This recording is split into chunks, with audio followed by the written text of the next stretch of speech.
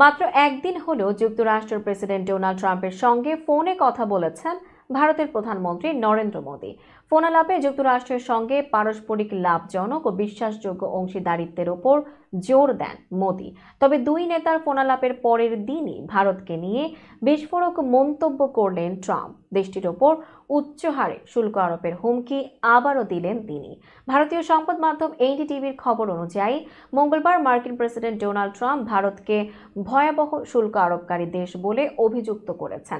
একই তকমা দিয়েছেন চীন ও ব্রাজিলকেও।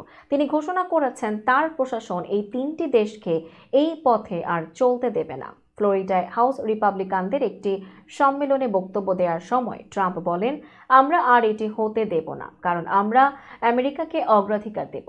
মার্কিন প্রেসিডেন্টের দাবি, ভারত, চীন ও ব্রাজিল তাদের নিজ নিজ স্বার্থে কাজ করছে। তারা যুক্তরাষ্ট্রের ক্ষতি করতে চায়। দেশ তিনটি ক্রমবর্ধমান প্রভাবশালী ব্রিক্স গোষ্ঠীর সদস্য। ট্রাম্প বলেন, আমরা বাইরের দেশ এবং সেই ব্যক্তিদের ওপর শুল্ক আরোপ করব যারা আমাদের প্রকৃতপক্ষে ক্ষতি করতে চায়। তারা আমাদের ক্ষতি করতে চায়, তবে তারা মূলত তাদের দেশকে উন্নত করতে চায়। চীন একটি ভয়াবহ শুল্ক আরোপকারী দেশ, ভারত ও ব্রাজিলও তাই। তবে আমরা আর এটি হতে দেব না।